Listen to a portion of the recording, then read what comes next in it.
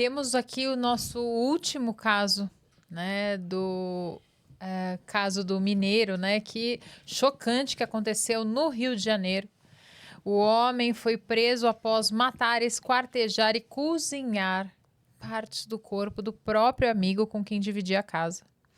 Além da barbárie em si, as circunstâncias que levaram à descoberta do crime envolvem a atuação da própria família da vítima, né? Então, assim, descobriram porque a irmã, né, foi buscar os documentos na casa do seu companheiro ali, do seu colega, e abriu a geladeira e descobriu ali, né? Enfim, desconfiaram, né, desse sumiço repentino e ajudaram a encontrar o corpo escondido dentro da... Chocante esse crime. Peço ajuda aqui para vocês do chat. Quem entrou depois, um grande beijo a Paula, que estou aqui substituindo hoje nesse período de férias. Obrigada, canal Paulo Matias, que estou por aqui. E peço para você já deixar sua pergunta sobre esse caso para a gente esclarecer com esse time de especialistas maravilhoso que está me ajudando muito a fazer esse programa. E vamos lá. Bom, como que o crime, né, foi descoberto? Então, a vítima, né, o Tiago Lourenço Morgado, era gerente de uma padaria e morava com o colega Bruno Guimarães da Cunha Chagas e acabou confessando o assassinato. Tiago desapareceu e colegas estranharam a ausência dele no trabalho. Acredito que ele chegou até a mandar uma mensagem e essa mensagem foi um pouco estranha no discurso, né? E após tentativas frustradas de contato, os familiares decidiram, então, procurar pela vítima e, com a ajuda dos vizinhos, encontraram a casa onde ele morava. Durante a busca, a irmã de Tiago exigiu ver o interior da geladeira e acabou encontrando partes do corpo do irmão armazenados ali dentro.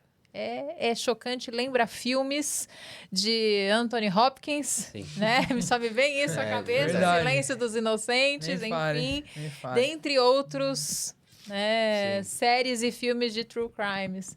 Mas é extremamente chocante. E a forma como esconde o corpo, né, é de uma...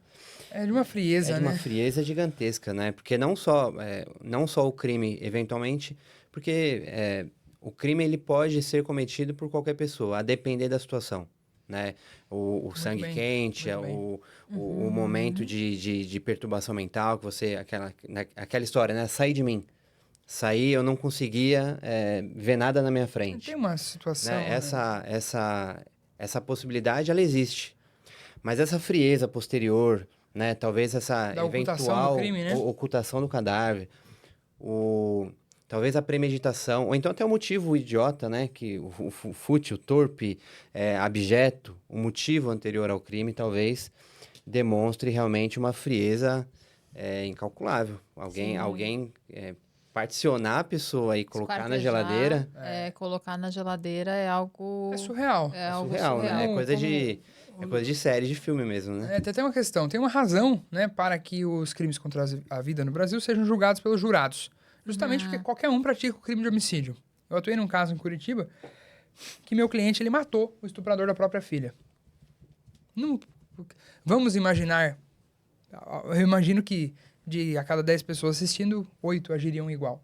Talvez. Sim, já ouvi bastante Já ouvi muito isso. Então... É o crime da... É o crime... É o primeiro crime, né? É o primeiro crime, é um crime que todos estão... É um primeiro exemplo, né?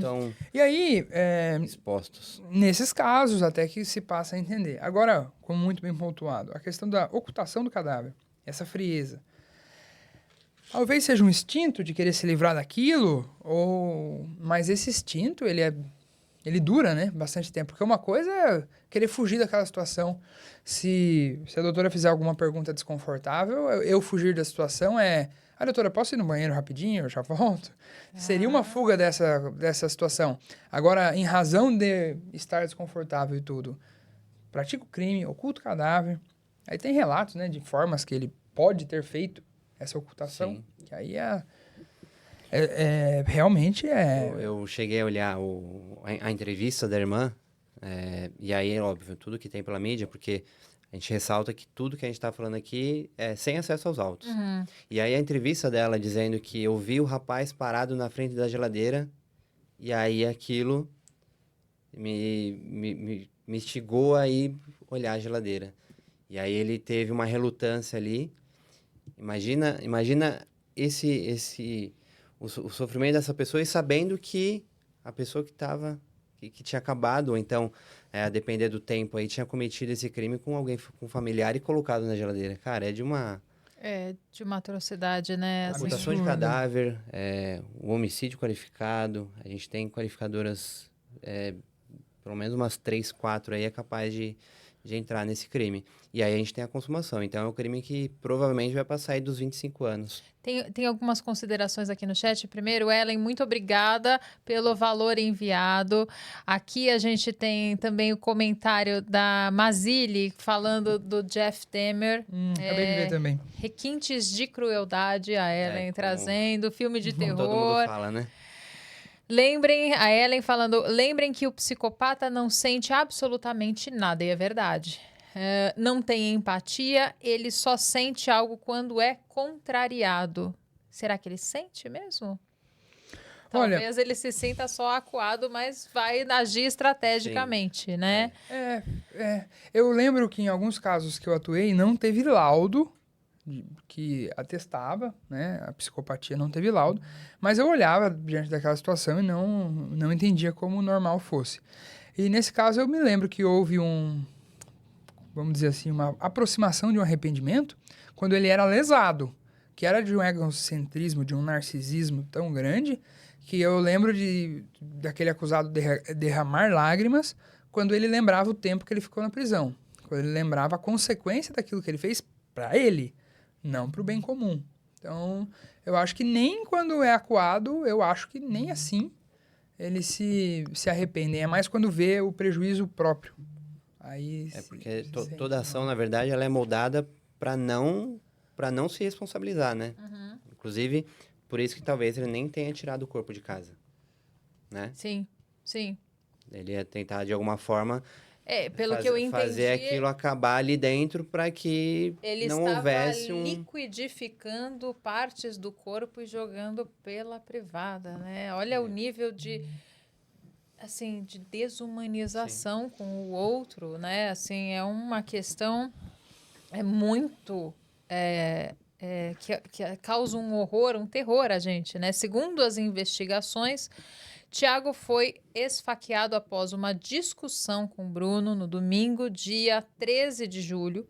Depois de matá-lo, Bruno esquartejou o corpo e tentou ocultar o crime de forma ainda mais macabra. Cozinhou as partes, bateu no liquidificador com a intenção, né, de descartar os restos pelo vaso sanitário. Então, a motivação apontada até o momento é um desentendimento de dois colegas de trabalho, mas a polícia ainda investiga os detalhes e circunstâncias. Eu vi algumas questões ali relacionadas à mídia, que falou, inclusive, que, né, ele havia sido abusado, sedado e abusado sexualmente, e esse poderia ser uma motivação, o que não se justifica, né, no fato de ser a real, assim, nada justifica um assassinato ainda o acusado mais. teria Exatamente. sido... Foi por isso, inclusive, que eu contei Sei. esse caso de Curitiba, porque eu tinha visto essa informação que poderia ter um suposto estupro.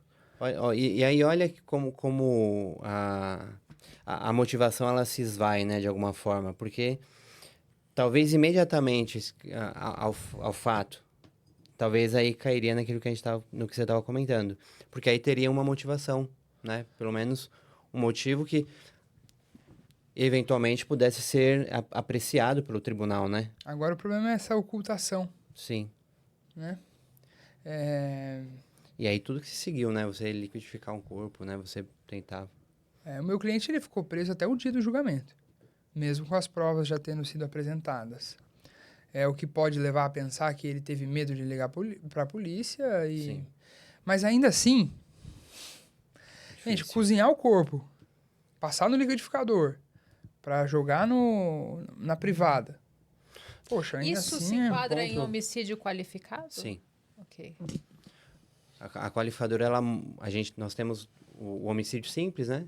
E aí nós temos também o homicídio qualificado. O homicídio qualificado é aquele que é praticado, primeiro que ele tem uma pena maior, e segundo que ele é praticado com alguma coisa que o qualifica, que o torna especial. As Por exemplo, circunstâncias. nesse caso aqui, poderia ser a motivação. O motivo torpe, abjeto, né? Poderia ser também, a gente tem a ocultação do cadáver.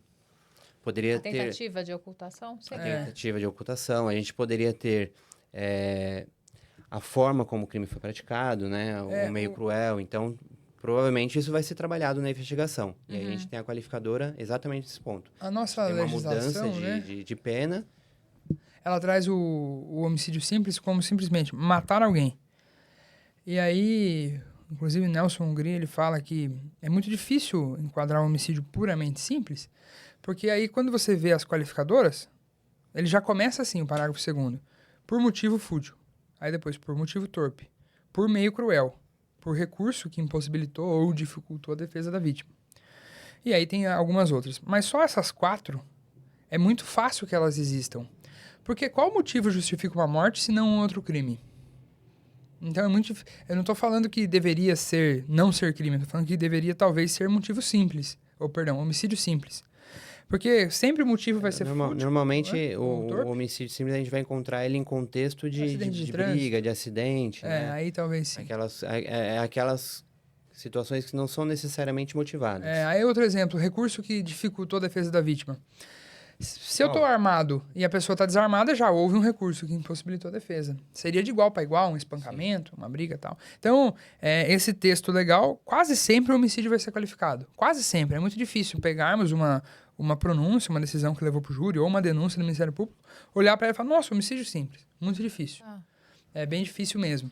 Agora, nesse caso, cabe muitas qualificadoras, nesse caso em específico.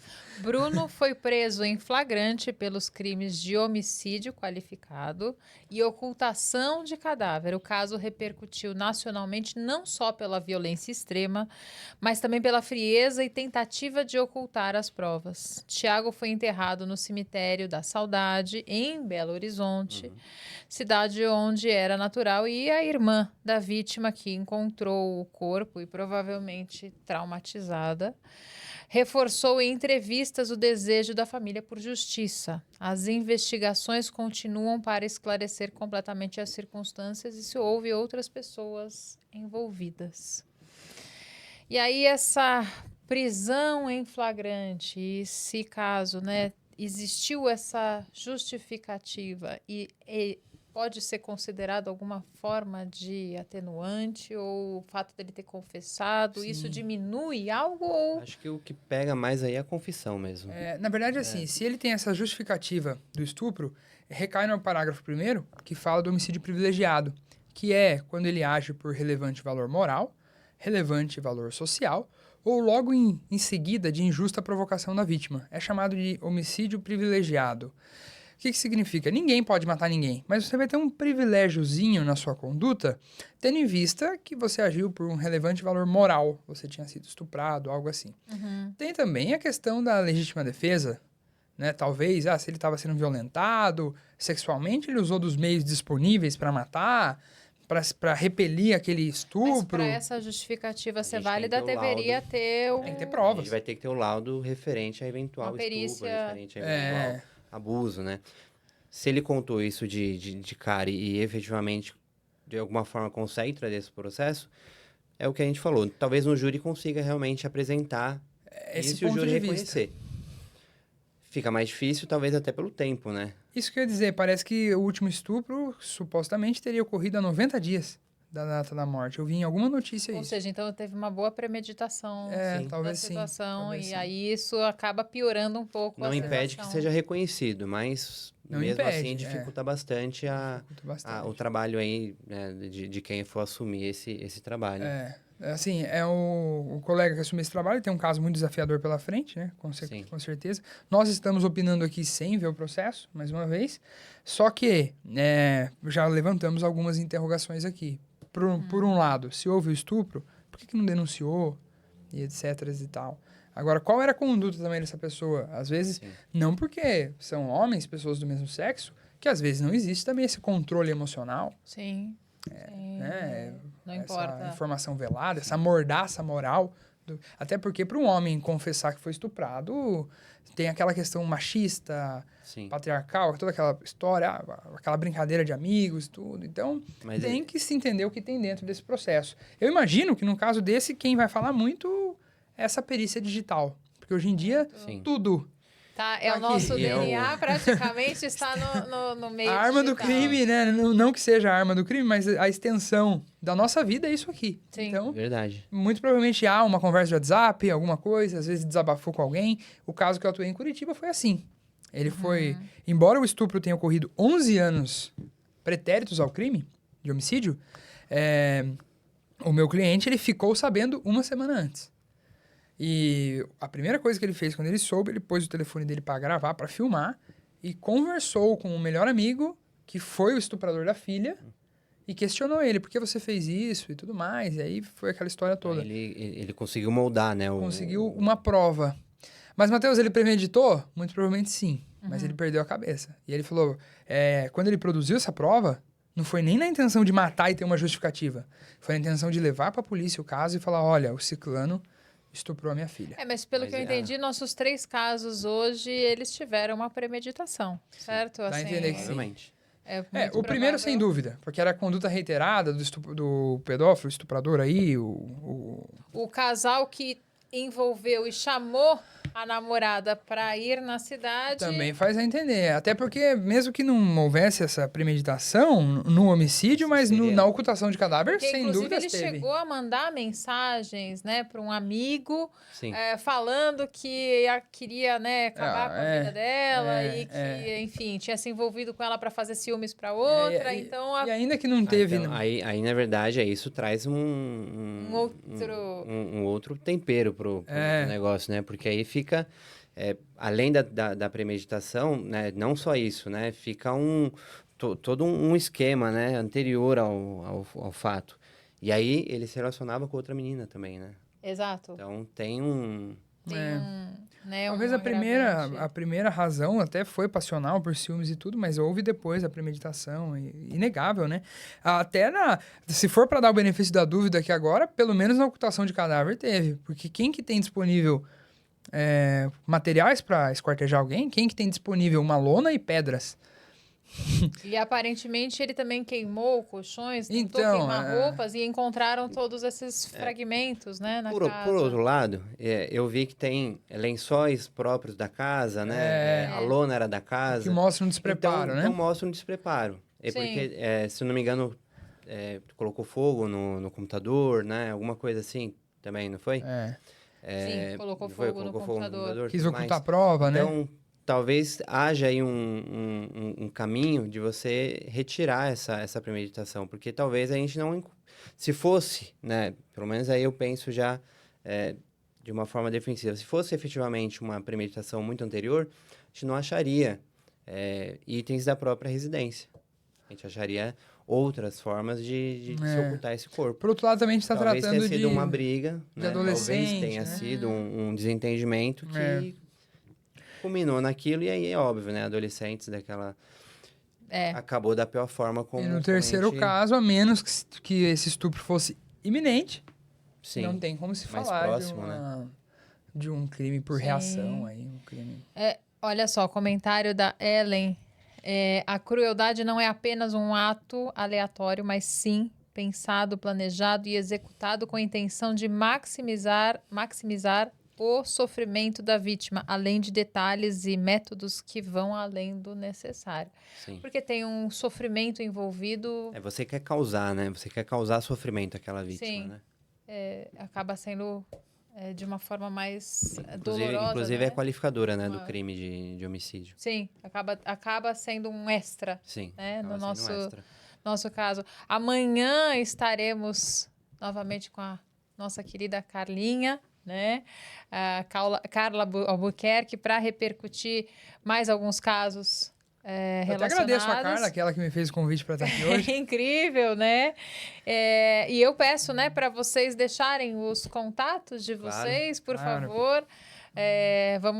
Podemos começar pelo Wilson. Claro, bom, os meus contatos, nas redes sociais, quem quiser me procurar, só tem eu. Wilson Zasca, só vai ter eu, é dr.wzasca, com K. Eu quero aproveitar também esse breve momento para agradecer a Larissa por nos conduzir aqui hoje, uma satisfação estar aqui. Ao Paulo por ceder o espaço e também ao meu amigo Fábio, que fez esse intermédio para estar aqui hoje, amigo nosso, colega conhecido de profissão, grande advogado criminalista. E agradeço também a companhia aqui do meu colega Matheus. Com certeza foi uma satisfação estar aqui. E fico à disposição para que, em outras oportunidades, sentar nessa cadeira novamente. Maravilhoso. Muito obrigada, Wilson. E vamos lá, Matheus. Vamos lá. Minha rede social é dr.mateusescarlate, tudo junto. É uma satisfação imensa estar aqui nesse espaço. Quando a Carla me chamou, fiquei muito honrado. Aceitei de bate-pronto. E estou aqui à disposição. Agradeço pela forma que foi conduzida. Foi muito enriquecedor. Muito bom bater um papo contigo, te conhecer. Já te acompanhava das redes sociais, mas agora conhecendo pessoalmente. Dr. Wilson Zasca aí, que é sempre enriquecedor bater um papo com ele. Já nos encontramos em mais de uma situação e sempre a gente traz aí o direito, faz parte do tempero da nossa mesa aí, tá sempre junto com a gente. E agradecer a todos aqueles que me apoiam, o pessoal do escritório que seguraram nas pontas para eu vir aqui. Nós estamos aí com uma equipe lá, o escritório em Barueri. E é isso aí, agradecer minha esposa, minha família e sempre pronto aí para falar sobre o direito e trazer essas ideias, essas indignações, trazer informações para a sociedade, para o pessoal e estamos sempre à disposição aí.